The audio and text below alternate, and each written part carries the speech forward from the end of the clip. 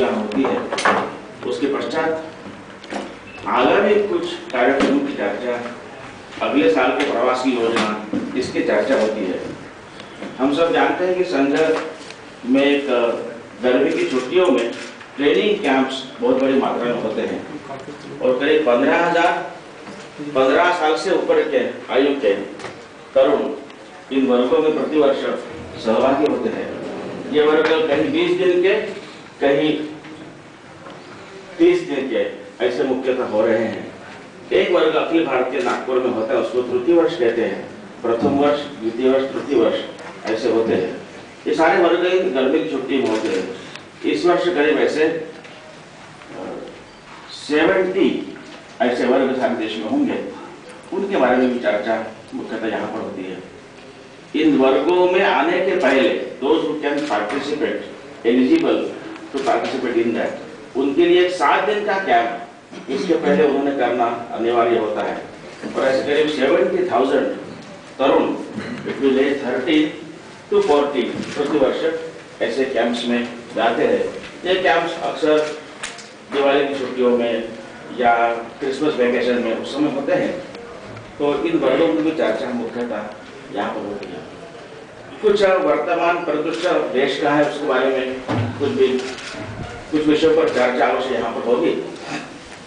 तो चर्चा का जो सार रहेगा, क्या बात हुई वगैरह, तो संघ के जो सरकार्यवाह है, जनरल सेक्रेटरी माननीय भैया जोशी, ये आखिरी दिन वो एक्चुअली प्रेस कॉन्फ्रेंस होगी, वो सारी बातें आपको बताएंगे और आपको अनेक विषयों पर जो संघ के बारे में क्या ओपिनियन अगर पूछना है तो उस बैठक में पूछना, उस प्रेस कॉन्फ्रेंस में पूछना ज्यादा उचित रहेगा। वो प्रमुख अधिकृत अधिकारी है। कुछ प्रस्ताव भी हम लोग यहाँ पर पारित करते हैं। इस वर्ष एक प्रस्ताव पर सबकी सहमति बनी है। अभी जो बांग्लादेश में जो हिंदुओं पर आक्रमण बढ़े हैं, मंदिरों खूब टूटे हैं, समाचार पत्रों में समाचार आ रहे, कल ही टाइम्स ऑफ इंडिया में समाचार था। वहाँ वॉर क्रिमिनल के नाते एक व्यक्ति को जो सजा हुई है, उसके विरोध में यह हो रहा है। लेकिन अत्याचार, आक्रमण ये हिंदुओं पर अधिक हो रहा है। ऐसी घटनाएं पाकिस्तान के हिंदुओं पर भी होते रहती है। वो सारे शरणार्थी बनकर उनको भारत में ही आना पड़ता है। तो इस बारे में एक गहरी चिंता व्यक्त करता हुआ और इसमें सरकार ने कुछ निश्चित अपनी नीति तय करनी चाहिए, ऐसा आह्वान करने वाला प्रस्ताव की चर्चा होगी। प्रस्ताव का जो फाइनल ड्राफ्ट है, कंटेंट है, वो प्रत्यक्ष सारी चर्चा के बाद हम यहाँ प्रस्तुत करेंगे। हो सकता है 16 तारीख को शाम को जो एक प्रेस ब्रीफिंग रहेगा, तब तक यह प्रस्ताव पारित होगा।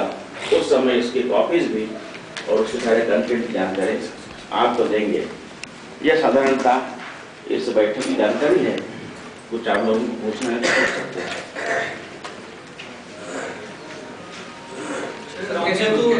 मुद्दा भी चर्चा करेंगे यहाँ पर, चर्चा होगी अवश्य। और उसके बारे में क्या है वो सरकारी आखिरी दिन सबका क्या मत रहा है अवश्य बताएं, चर्चा अवश्य होगी। Sir, can you say that in English what is going to be discussed as far as atrocities on Hindus in Bangladesh is concerned?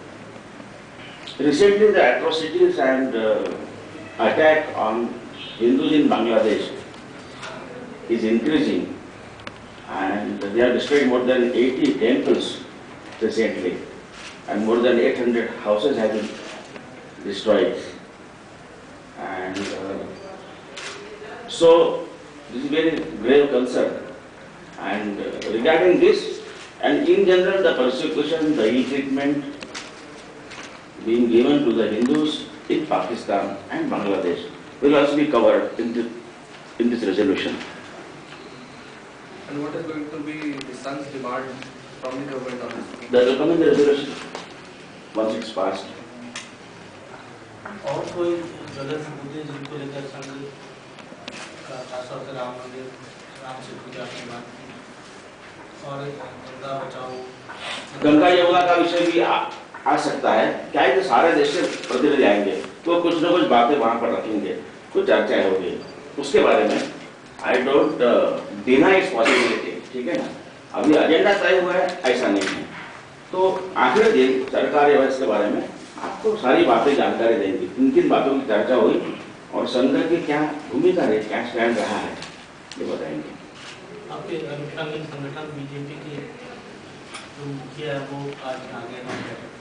हाँ, राजनाथ सिंह जी आज आए हैं। वैसे जो संगठन का काम देखने वाले 3 प्रमुख कार्यकर्ता है वही मुख्यतः इस बैठक में पूर्ण समय रहेंगे, तो शायद पूर्ण समय नहीं भी रहेंगे, लेकिन आ जाइए। तो बीजेपी को खासतौर पर कोई निर्देश या कोई ऐसी बात निर्देश देने की पद्धत तो संघ की है नहीं, सुझाव भी नहीं, वो तो मांगने पर देते हैं, जब मिलने आते हैं तब देते हैं। सर वो आए हैं तो लेके जाएंगे सुझाव।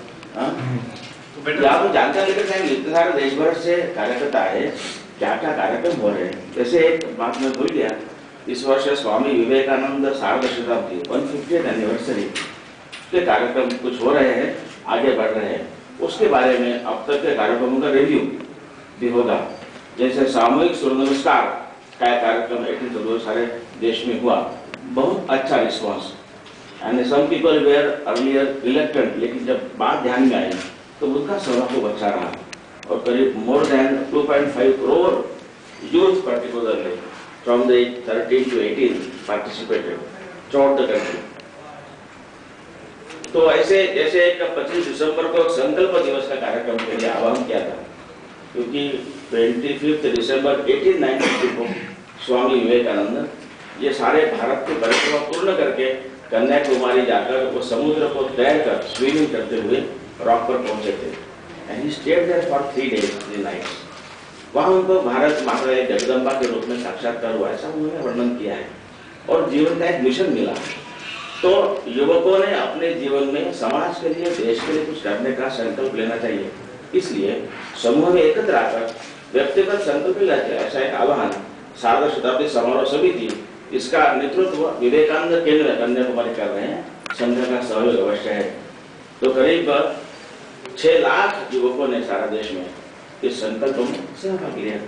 उसके आगे भी कुछ कार्यक्रम है, उनकी भी चर्चा यहाँ पर होगी।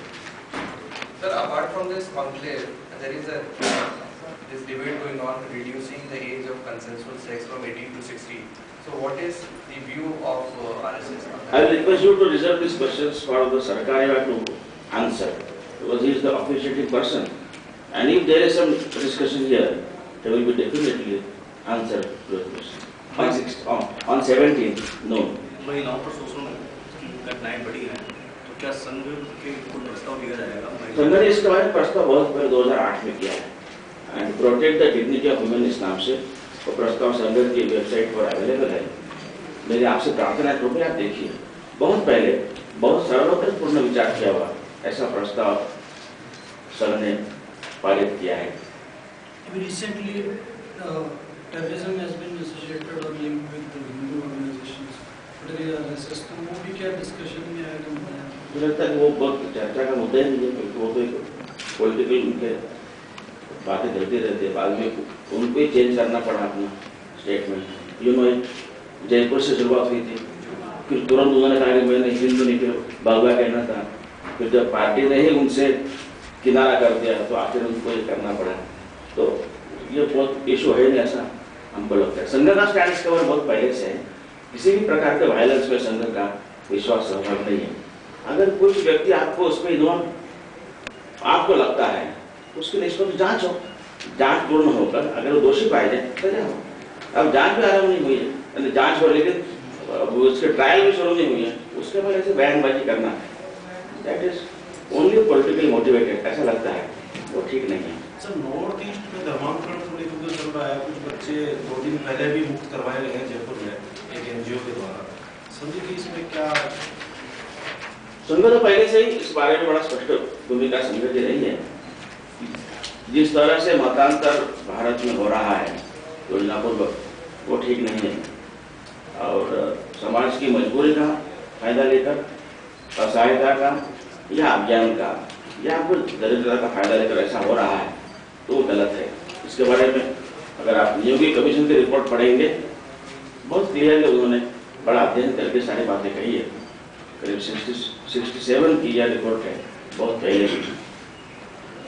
और कोई अपना उपासना पंथ अपनी इच्छा से मर्जी से बदलता है तो भारत में कभी इसका विरोध नहीं रहा है। स्वामी विवेकानंद ने तो वहां शिकागो में यही कहा था कि India is mother of all religions. तो ईश्वर है कि उसको पाने के मार्ग अनेक हो सकते हैं, उसको बुलाने के नाम अनेक हो सकते, सब सही है, यही भारत की परंपरा नहीं है। लेकिन जिस मत में ये कन्वर्शन हो रहा है वो मत इस बात को नहीं मानता है। तो it is not just a change of faith, it is converting a tolerant person into an intolerant faith. यह भी बात समझने की बहुत आवश्यकता है। जिस पद्धति से हो रहा है वह भी ठीक नहीं है। इसके बारे में संघ ने समय से अपनी बात कही है। इस वर्ष मध्य प्रदेश में संघ अपनी कार्यशैली को बदलने का क्या प्रस्ताव है यहाँ पे विचार? जी जी जी, कार्यशैली के ऊपर क्या रहेगा? क्या कार्यशैली को कुछ बदलने का यहाँ पे बातचीत हो सकती है, चर्चा हो सकती है? आधुनिकता में जैसे सोशल साइट्स वगैरह हैं, इंटरनेट पे आना है, क्या कुछ चेंज संभव है? तो संघ हमेशा मॉडल रहा है और बदलता ही रहा है। जब जब संघ के लिए, अपने कार्य के लिए, कॉज के लिए जो आवश्यक है, ऐसे परिवर्तन संघ में हमेशा होते हैं और ये चलता रहेगा। ठीक है, धन्यवाद आप सबका। इस वर्ष करीब 4 विधानसभा चुनाव हैं, अगले वर्ष शायद 8 होने वाले हैं, जानकारी नहीं। हाँ, 4 नहीं 8 है। इसके लिए राष्ट्रवादी सरकारें बने, तो इसके लिए कुछ सोच रहे हैं कि देश में राष्ट्रवादी, तो समाज को, जनता को सोचना है उसके बारे में। संघ का स्टैंड रहा है कि भी मतदान 100% होना चाहिए मुख्यतः, वो and make your voice heard हर एक ने। और मतदान करते समय जो लोकल स्थानीय इश्यूज का विचार न करते हुए, जाति का विचार न करते हुए एक राष्ट्रीय मुद्दों के आधार पर विचार करना चाहिए। ये हमेशा Narendra Modi also expected here in this conference? नहीं। ठीक है, धन्यवाद आप सबका। मिलते रहेंगे और कब कब मिलेंगे आपको जानकारी